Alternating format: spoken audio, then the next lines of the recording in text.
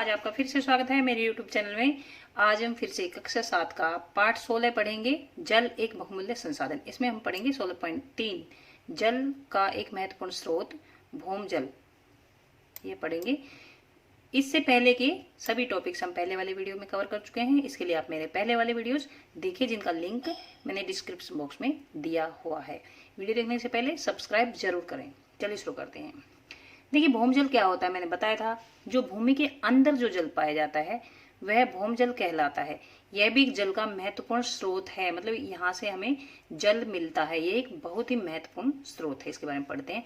यदि हम किसी जलाशय के निकट जाते हैं और वहां पे गड्ढा खोदते हैं, जलाशय मतलब जिस तालाब वगैरह होता है जो जिसमें जल भरा होता है, उसके निकट जाते हैं, वहां पे कोई गड्ढा खोदते हैं, तो हमें वहां की मिट्टी जो है वो नमी सी, मतलब उसमें नमी सी दिखेगी। मिट्टी नम सी लगेगी, थोड़ी सी गीली सी दिखेगी, भीगी हुई सी दिखेगी। तो मृदा में आर्द्रता जो है वो कहाँ से आई है, जो नमी है मृदा में वो कहाँ से आई है? वो आई है कि जो जल है उसके साथ में जो जलाशय है उससे जल रिस कर जमीन में चला गया है, मिट्टी में मिक्स हो गया है। तो इसका यह अर्थ हुआ कि जो आर्द्रता है मिट्टी में वह भूमिगत जल से आई है, मतलब भूमि के अंदर जो जल है उसके कारण इसमें आर्द्रता आई है। यदि हम और अधिक गहराई तक खोदते चले जाते हैं तो हम उस स्तर तक पहुंच जाएंगे जहां मृदा के कणों के बीच सारे के सारे रिक्त स्थान, जो मिट्टी के जो कण होते हैं उनके बीच में खाली स्थान होता है, तो उसमें जो सारे खाली स्थान होते हैं वो, या फिर और चट्टानों के बीच के जो खाली स्थान होते हैं वो जल से भरे होते हैं। मतलब हम अगर खोदते जाएंगे जमीन को, अगर गड्ढा खोदते चले जाएंगे तो हमें ऐसी जगह पर हम उस स्तर तक पहुंच जाएंगे जहां पर पानी मिलेगा हमें। मिट्टी के जो कण है उनके बीच की सारी जो जगह है वो पानी से भरी होती है, और जो चट्टानें होती है जमीन में उसके बीच में भी जल भरा होता है। तो इस परत की ऊपरी सीमा को भौम जल स्तर कहते हैं। जहां से जल जमीन में शुरू होता है वह जो ऊपरी परत होती है उसको हम भौम जल स्तर बोलते हैं। जैसे कि देखिए 16.6 दिखा रखा है, 16.6 देखने के लिए बोला है। ये देखिए 16.6 है चित्र। इसमें ये देखिए ये भौम जल स्तर है। ये जो सीमा इसमें देखिए पानी भरा है, और इससे नीचे का जो जल है सारा ये भौम जल है। तो ये भौम जल स्तर देखिए कहीं पर ऊंचा है और कहीं पर नीचा है, मतलब कहीं पर पानी ऊपर ही मिल जाता है, ज्यादा अंदर गड्ढा खोदने की जरूरत नहीं होती। कहाँ पर, कहीं पर गहराई में गड्ढा खोदना पड़ता है। ये देखिए जो नदी या झील है उसके नजदीक अगर हम मान लो हैंडपंप लगाते हैं तो भौम जल स्तर है ऊपर ही होता है, ज्यादा गड्ढा खोदने की जरूरत नहीं होती। जहाँ मरुस्थल होता है, जहाँ सूखा पड़ता है, वहां पर भौम जल स्तर बहुत नीचे पाया जाता है, क्योंकि वहां पर भूमि में जो जल होता है वह काफी नीचे चला जाता है। भौम जल स्तर विभिन्न स्थानों पर भिन्न भिन्न होता है। यह किसी दिए गए स्थान पर परिवर्तित हो जाता है, मतलब कहीं पर भी, जैसे मान लो आज भौम जल स्तर ऊपर है, या कुछ एक सालों में भौम जल स्तर नीचे भी जा सकता है। भौम जल स्तर 1 मीटर से भी कम गहराई पर अथवा भूमि में अनेक मीटर की गहराई पर हो सकता है। कहीं पर भौम जल स्तर 1 मीटर के गड्ढा खोदेंगे तभी हमें जल मिल जाएगा, और कहीं पर अगर ज्यादा गहराई में गड्ढा खोदेंगे तब भी जो भूमि में जल है वो नहीं मिल पाएगा भौम जल स्तर। भौम जल स्तर के नीचे पाया जाने वाला जल जो होता है उसको कहते हैं भौम जल। भौम जल स्तर के नीचे जो जल पाया जाता है उसको भौम जल स्तर बोलते हैं। देखिए ये भौम जल स्तर है, इसके नीचे जो जल पाया जाता है उसको भौम जल बोलते हैं। यह भौम जल है। अब ऊपर आते हैं फिर से। इस भौम जल का स्रोत क्या है? ये जो भौम जल है ये कहाँ से आया है, ये देखना पड़ेगा कहाँ से आया है।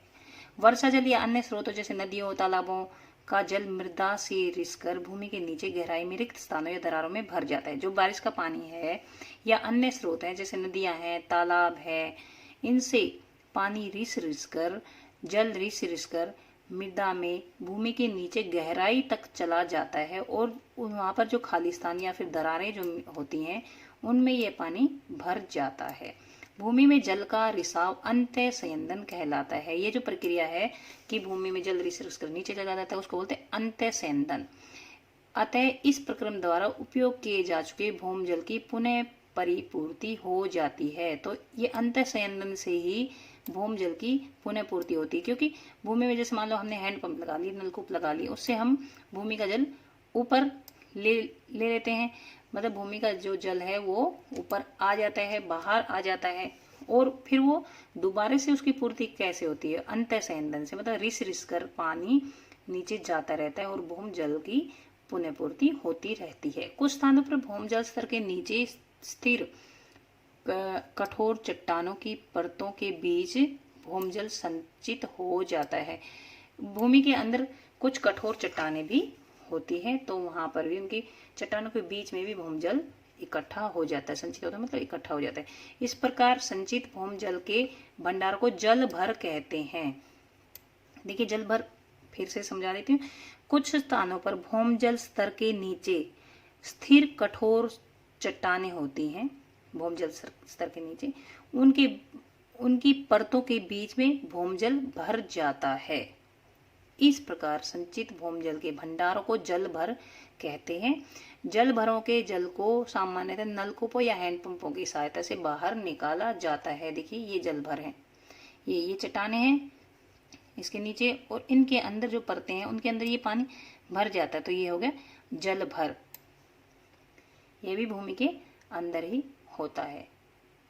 क्या आप किसी ऐसे स्थान पर गए हैं जहाँ निर्माण कार्य चल रहा हो, जहाँ पर कुछ कंस्ट्रक्शन चल रही हो, तो वहां पर आप अवश्य गए होंगे। श्रमिकों को निर्माण के लिए जल कहाँ से मिलता है? जब वो कुछ घर वगैरह बनाते हैं तो जो पानी यूज होता है तो वो पानी कहाँ से आता है? सारे आपने देखा होगा कि ऐसे स्थानों पर भूम जल स्तर पर पहुंचने के लिए संचिद्रण मतलब बोरिंग की जाती है। बोरिंग आप अच्छे से समझते हो, जैसे ट्यूबवेल लगाए जाते हैं तो अंदर पाइप से बहुत ही नीचे तक गड्ढा खोदा जाता है, वहाँ ये है संचिद्रण बोलते हैं इसको, या बोरिंग बोलते हैं। वहाँ कार्य करने वाले लोगों से मालूम कीजिए कि उन्हें जल पाने के लिए कितनी गहरी खुदाई करनी पड़ती है। बहुत ही गहरी खुदाई करनी पड़ती है। अब ये पहले ही बताया जा चुका है कि भूम जल स्तर जो है कहीं पर तो ऊपर ही होता है, कहीं पर बहुत ज्यादा गहराई में होता है। तो डिपेंड करता है कि कंस्ट्रक्शन कार्य कहाँ पर चल रहा है। अगर सूखी जगह पे चल रहा हो, मरुस्थल में, या फिर कोई ऐसी जगह पे जहाँ पर वर्षा कम होती है, तो वहाँ पर भूम जल स्तर बहुत ही नीचे पाया जाता है, बहुत ही गहरी खुदाई करनी पड़ेगी। और अगर ऐसी जगह पर ये कंस्ट्रक्शन कार्य हो रहा हो, ऐसी जगह पर गड्ढा खोदना पड़े जहाँ पर बारिश होती रहती है, तो वहाँ पर ज्यादा गहरी खुदाई नहीं करनी पड़ेगी। क्या हम भूमि के नीचे से निरंतर जल निकाल सकते हैं? ऐसा करने से भूम जल स्तर पर क्या प्रभाव पड़ेगा?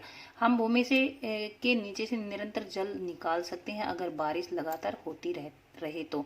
अगर बारिश लगातार नहीं होती है तो भूम जल स्तर को हम निरंतर यूज नहीं कर पाएंगे, क्योंकि उसमें अंतःसंयंदन नहीं हो पाएगा। अंतःसंयंदन भी जरूरी है। अगर हम लगातार भूमि के जल का उपयोग करते रहे तो भूम जल स्तर है वह बहुत ही गहरा चला जाएगा, बहुत ही नीचे, हमें गड्ढा बहुत ही गहरा खोदना पड़ेगा, बोरिंग बहुत ही ज्यादा गहराई तक करनी पड़ेगी। तो यहाँ तक वीडियो खत्म होता है। नेक्स्ट वीडियो में हम पढ़ेंगे 16.4। तब तक के लिए धन्यवाद।